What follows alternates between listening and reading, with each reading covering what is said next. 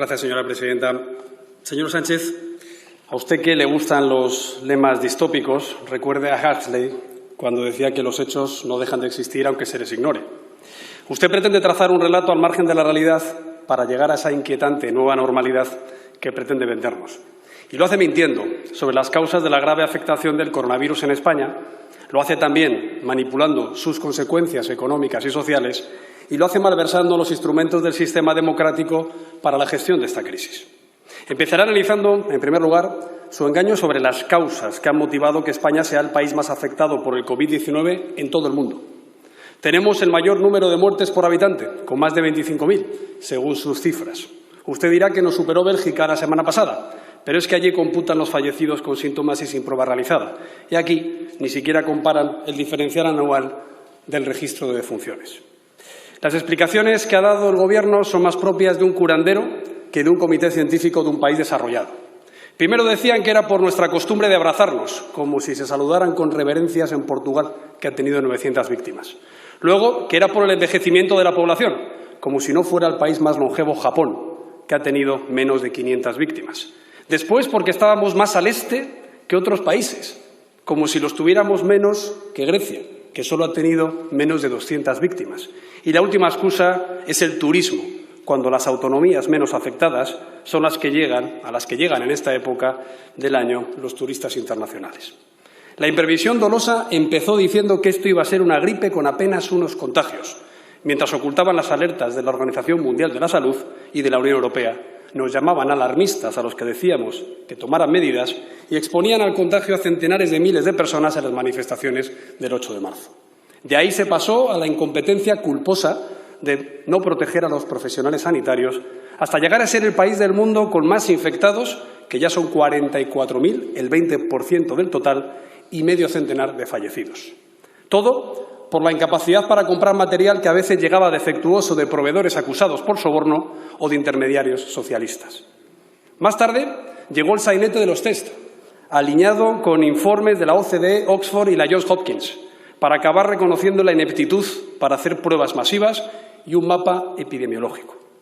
Esto convierte la desescalada en una ruleta rusa en la que los infectados asintomáticos pueden contagiar al resto de la población sin saberlo. Pero a pesar de todo esto, señor Sánchez, usted sigue sin reconocer un solo error y exige que todos le apoyemos sin rechistar. Su retórica bélica ya parece más un chiste de gila, que produciría hilaridad si no fuera por el drama que acompaña a su estrepitoso fracaso de gestión. Para que no diga que estos son bulos de la oposición y de los medios no alineados, le voy a relatar la crónica de tribunales que les espera por parte de los colectivos profesionales. El sindicato de funcionarios CESIF se ha querellado contra su Gobierno por delito de homicidio imprudente. La Asociación de Consumidores y Usuarios por delito de lesiones por imprudencia. La Asociación Profesional de la Guardia Civil por delito de vulneración de la Ley de Prevención. El Consejo General de Enfermería de España por delito contra la seguridad de los trabajadores. El Consejo General de Colegios Oficiales Médicos acudirá como acusación contra las compras de material fraudulento. Y la Confederación Estatal de Sindicatos Médicos por la distribución de mascarillas defectuosas. ¿Estos son también desleales e indignos? Señor Sánchez, esta semana hemos visto que sus portavoces abrían la caja de Pandora de las responsabilidades por los estragos de la pandemia. Creo que es temerario por su parte, pero si usted quiere, le aceptamos el órdago. Según el señor Ábalos, si no apoyamos el estado de alarma, tendremos que responder ante los ciudadanos del repunte de casos. Y según el señor Echenique, estaríamos amenazando con provocar un rebrote, el colapso del sistema sanitario y miles de muertos. Entonces, según esta lógica perversa, ¿son ustedes responsables de la muerte de 25.000 españoles? Nosotros no caeríamos en semejante bajeza moral. No somos como ustedes. Por tanto, no se parapeten sus portavoces con ese disfraz de falso moderado que ya no engaña a nadie, ni a sus socios. Si quiere abrir el capítulo de responsabilidades políticas, adelante, porque es usted el que ha fallado en todo y a todos. Veo que ya tienen mono de su jarabe democrático y no esperan ni para estar en la oposición para volver a usar a las víctimas contra los demás. Si estuviéramos en el Gobierno ya estarían haciendo escraches en la puerta de nuestras casas, llamándonos asesinos delante de nuestros hijos. Esa es su antigua normalidad. Señor Sánchez, Todos los partidos políticos, organizaciones empresariales y sindicales y gobiernos autonómicos y municipales nos enteramos por televisión, en su aló presidente, del sudoku al que han llamado plan de desescalada. No se molestó en informar, ni en consultar con nadie, y así le va. Hasta el presidente socialista de Aragón lo rechazó diciendo que era más importante salvar vidas que salvar su carrera política. Desconfinar sin una encuesta de seroprevalencia es como bajar una montaña con los ojos vendados. Y salir a la calle sin material de protección adecuado es como caminar por un campo de minas. El confinamiento existe desde la Edad Media para contener epidemias, pero algo habremos avanzado desde entonces.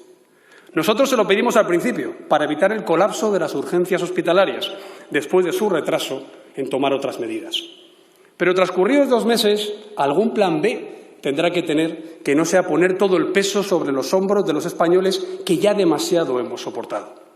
Ya estamos hartos de sesiones de coaching televisadas. Queremos certidumbres y no más chapuzas, improvisaciones y bandazos. Pretende que desarrollemos una especie de síndrome de Estocolmo por el que le perdonemos sus errores a cambio de la libertad vigilada para tomar un vermú durante las franjas horarias en las que nos estabula. ¿Da por perdido al sector turístico y la hostelería hasta diciembre como su ministra de Trabajo? Se enteraron, como siempre, a última hora del domingo de unas condiciones de apertura que les lleva a la ruina. ¿Va a apoyar al sector de la automoción o va a seguir demonizándolo como su ministra de Energía? Tenga en cuenta que pagan unos impuestos equivalentes al 40% de todo el gasto sanitario español. ¿Qué va a pasar con los niños el próximo curso escolar? ¿No podrán ir la mitad al colegio, como dijo ayer su ministra de Educación? Ya tuvimos suficiente con lo de los supermercados y las farmacias, señor Sánchez. Lo que deberían hacer es dejar de jugar a prueba y error, de usar a los españoles como los perros de Pavlov, para acordar las medidas con los sectores afectados, con los agentes sociales, con los partidos políticos y con las comunidades autónomas, y si es posible, en el Parlamento. Nos hemos quedado el PP solos defendiendo el Estado autonómico. Nosotros no somos federalistas, ni confederales, ni jacobinos, ni nacionalistas, ni independentistas. Reivindicamos el modelo de la Constitución, sobre todo en estos momentos en el que los gobiernos municipales y autonómicos son el mejor contrapeso a un pésimo gobierno nacional. Y porque usted se ha convertido en el cuello de botella. Así como el confinamiento ha sido de arriba abajo, la desescalada debe ser de abajo arriba. De la sociedad civil, las empresas, los trabajadores, a los municipios, a las autonomías y luego a su gobierno, que por cierto está cada vez más desbordado. Señorías, además de las causas por las que el coronavirus ha afectado tanto a España, en segundo lugar, me gustaría analizar las falsedades que el Gobierno lanza sobre las consecuencias de su negligente gestión. Pretenden poner en marcha su engranaje de ingeniería social y aprovechar la pandemia para avanzar en su programa contra la libertad individual, la propiedad privada y el Estado de Derecho. De pregonar el escudo social han pasado a usar de escudos humanos a los parados y a los autónomos, amenazándonos con retirarles las ayudas si no les aprobamos hoy la prórroga del estado de alarma. ¿Esto le parece éticamente decente, señor Sánchez? Nosotros apoyamos las ayudas por ERTE en el decreto 8/2020, pero contra toda lógica, luego las vincularon al estado de alarma en el decreto 9/2020, que por supuesto no pudimos respaldar. En vez de echar un pulso con el brazo de millones de familias desempleadas y presumir ayer de tener que conceder 5 millones de prestaciones, qué gran hermano, deberían preocuparse por la hecatombe económica que se produce ya en España. Desde el inicio de la crisis ya hay 1 millón más de parados, otro 1 millón de autónomos que han cesado su actividad, aunque a la mitad les han cobrado la cuota. Y hay 4 millones de trabajadores acogidos a ERTE que han estado desde finales de marzo sin cobrar y todavía a 1/3 de ellos no les van a pagar hasta el mes que viene. Ya me dirá cómo pretende este Gobierno extrasocial que puedan hacer la compra y pagar sus recibos. Cada día han cerrado en España 6.000 empresas, pero el Gobierno aún no ha concedido ni el 20% de los 200.000 millones de euros de liquidez prometidos para pymes y autónomos. ¿Eso es no dejar a nadie atrás? Su vicepresidenta decía que el impacto del virus en la economía sería poco significativo y transitorio, cuando presentamos nuestro plan de choque económico hace ya 2 meses. Pero actualmente hay casi 9 millones de españoles que quieren trabajar y no pueden, y hay 21 millones que dependen del Estado en sus ingresos frente a los 14 millones que están plenamente activos. Esto es sencillamente insostenible. Para mantener las pensiones, la sanidad pública y los servicios sociales hay que reactivar la economía urgentemente. y con medidas de protección suficientes para los trabajadores, como han hecho el resto de países. Sus errores sobre las mascarillas y los test también cotizan en bolsa. Si no, la crisis económica dará paso a una catástrofe social, pues según los propios datos del Gobierno enviados a Bruselas, nuestra riqueza nacional se va a hundir un histórico 9%. El paro se va a disparar al 19%, el déficit al 10% y la deuda al 115%. Sin embargo, ocultan la previsión de déficit para el 2021, para tapar los ajustes que tendrían que hacer en el estado del bienestar. ¿Nos puede explicar cómo pretende cuadrar las cuentas o nos tenemos que enterar por el primer ministro italiano otra vez? Por él supimos que van a pedir el rescate, algo que la vicepresidenta ya no negó el viernes. ¿Puede usted decirle al Parlamento de la nación a la que usted sirve cuánto le va a costar eso a pensionistas, parados y funcionarios? Por Italia también nos llega cuál podría ser el ajuste exigido, la mitad del déficit declarado, es decir, unos 60.000 millones de euros. ¿De dónde va a sacar tanto dinero? Con un presupuesto que destina casi 8 de cada 10 euros a pensiones, prestaciones por desempleo, sueldo de los funcionarios e intereses de la deuda. Podría empezar reduciendo su hipertrofiado gobierno. ¿O es la nueva normalidad esa que hace que repita su actuación en el 2010? Al votar el mayor rescate del estado del bienestar en la historia democrática de España, según su predecesor, es decir, el mayor recorte que sufrió esta Cámara en todos los servicios sociales de nuestra nación. Si pretende hacer pasar a los españoles por esas horcas caudinas, al menos diga la verdad ahora, o le pasará como a Rodríguez Zapatero y sus brotes verdes. Por mucha propaganda que haga, los españoles recordamos lo que pasó en la anterior crisis y quién causó estragos en el empleo y los servicios sociales. Por cierto, la semana pasada su Ministerio de Hacienda publicó el informe COFOG, que decía que el gasto en salud subió casi 9.000 millones de euros en 4 años del último gobierno del Partido Popular. ¿Sus propios informes son también bulos? Señor Sánchez, además de sobre las causas de la gravedad de la pandemia en España y sus consecuencias, tampoco está diciendo la verdad sobre los medios legales para gestionarla. Usted dice que no tiene plan B al estado de alarma, lo cual ya de entrada es una tremenda irresponsabilidad. Lo que dudo es que usted tuviera alguna vez un plan A. Dice, o se le apoya a usted o esto es el caos, aunque ya sabe cómo terminaba esa mítica viñeta de Ramón en Hermano Lobo. ¿Qué es el caos? ¿Y usted me lo pregunta? El caos es usted. España no puede seguir viviendo en la excepción constitucional ilimitadamente. Además de tener el confinamiento más duro y más largo con el resultado más nefasto número de fallecidos y parados, usted exige mantener poderes políticos absolutos. Es lo contrario que pasa en el resto de países desarrollados. La hoja de ruta que usted votó de la presidenta de la Comisión Europea y del presidente del Consejo Europeo recomienda que los estados de emergencia que otorgan competencias excepcionales deben ser sustituidos por intervenciones más específicas para garantizar la responsabilidad democrática y la transparencia, así como el respeto de los derechos fundamentales y el Estado de Derecho. 26 de marzo.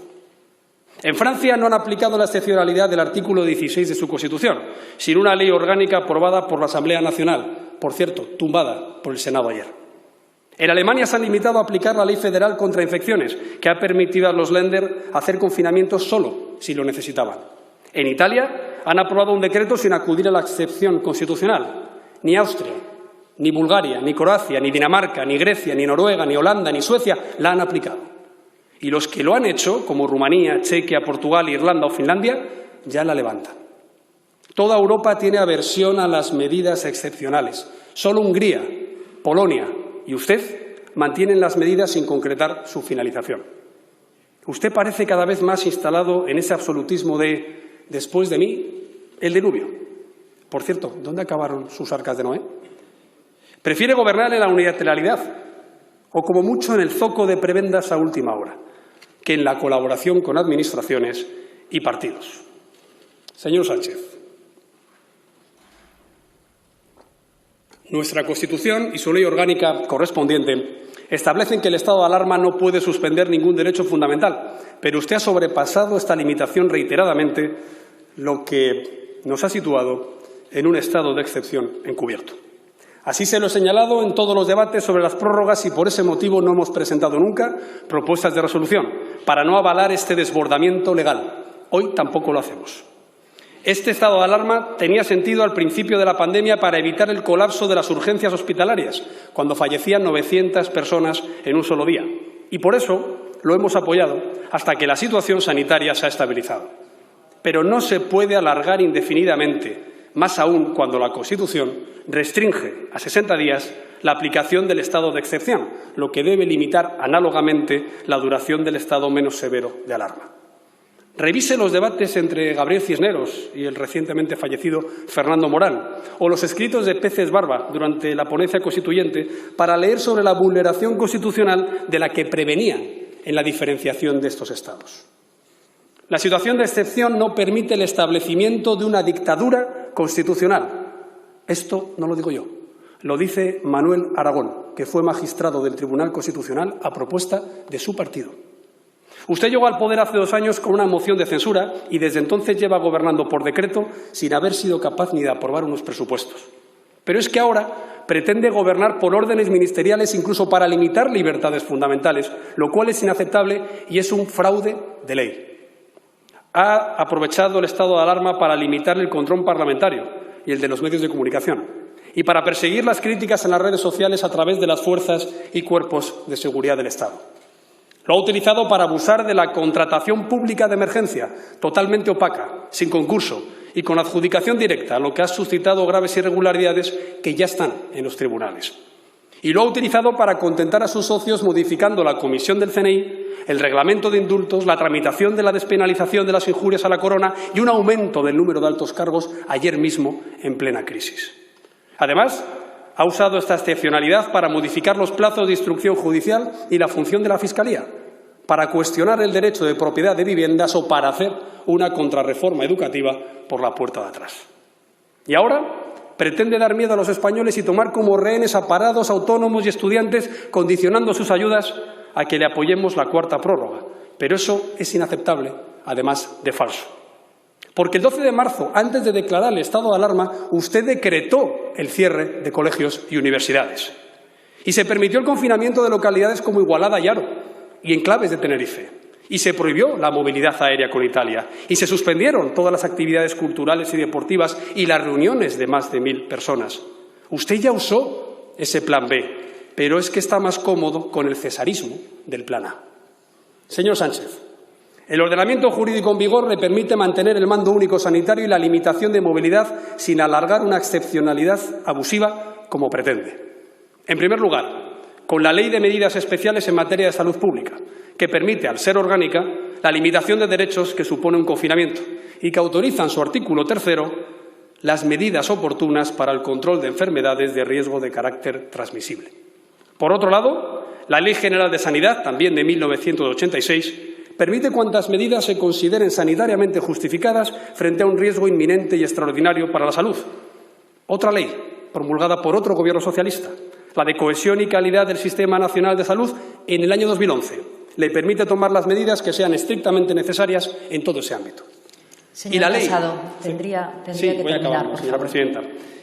Y la Ley General de Salud Pública del mismo año establece en su artículo 14 la competencia automática del Ministerio de Sanidad en la gestión de alertas que pueden trascender del territorio de una comunidad autónoma y permite, textualmente, la suspensión del ejercicio de actividades y de actuaciones si existieran riesgos para la salud. También está en vigor el Reglamento para la lucha contra las enfermedades infecciosas, modificado por su partido en 1982, que señala que en ese caso de epidemia se podrá cerrar locales, colegios o circulación y comercio. Sin olvidar la sentencia del Tribunal Superior de Justicia de Madrid, referida a la cuestión del perro Excalibur, que establece que las administraciones públicas competentes tienen amplias facultades discrecionales dirigidas a la prevención y protección de la salud pública. Parte de esta normativa ya se puso en marcha en la crisis del SARS y del ébola, con éxito. Por tanto, no puede negar que no se pueda mantener el mando único con la legislación ordinaria. Además de todas estas leyes de ámbito sanitario, existen en materia de seguridad otras, como la Ley del Sistema Nacional de Protección Civil de 2015, que permite en su artículo 7 adoptar medidas restrictivas de derecho y en su artículo 30 contempla el mando único de gestión de crisis en situación de emergencia nacional.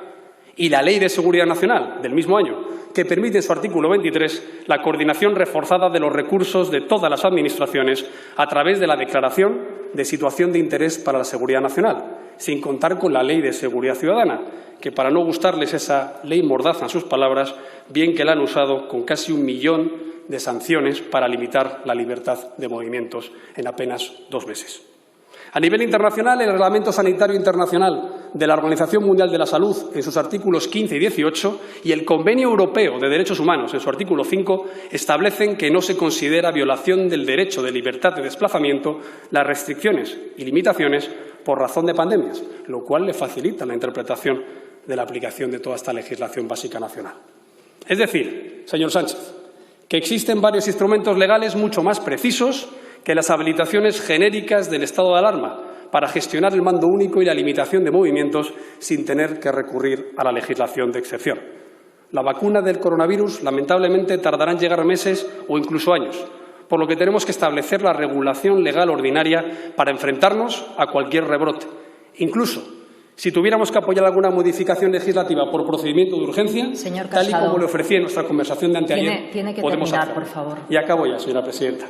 Lo que no se puede es mantener la arbitrariedad del Gobierno con unos poderes excepcionales que ninguna otra oposición ha concedido tan ampliamente y por tanto tiempo en los demás países de nuestro entorno. Señor Sánchez, para acabar también con una distopía, recuerde a Orwell cuando decía que en tiempos de engaño universal decir la verdad se convierte en un acto revolucionario. El Partido Popular lo seguirá haciendo siempre, caiga quien caiga, frente a cualquier amenaza o presión. Nuestra lealtad no es con su Gobierno, sino con los españoles. Somos un partido de Estado que cumple con su palabra con coherencia y responsabilidad. Por todos estos motivos que le he expuesto, le dije anteayer que no podíamos apoyar esta prórroga al estado de alarma y hoy no la vamos a apoyar. Y también le dije, y lo expuse en público, que podía evitar nuestro voto en contra si desvinculan los ERTE y las ayudas a autónomos y pymes del estado de alarma, si mejora la cogobernanza con las autonomías y si adapta las actuaciones contra la pandemia a la legislación ordinaria para salir dentro de 2 semanas de la excepcionalidad constitucional. Su nueva geometría variable le ha llevado a comprometerse a hacer estas 3 actuaciones, aunque fuera a la fuerza, y aceptar la declaración de luto nacional. Hoy ha dicho que está dispuesto a hacerlo y por ese motivo mantendremos el compromiso de no votarle en contra. No solo mi grupo parlamentario, sino todos los españoles esperamos que por una vez cumpla y este sea el último decreto de prórroga de estado de alarma que traiga a esta Cámara. Si no es capaz de encontrar en 15 días un plan B ajustado a la legalidad y al respeto a la libertad de nuestros compatriotas, no vuelva a pedir lealtad y unidad a la oposición. Muchas gracias. Gracias, señor Casado.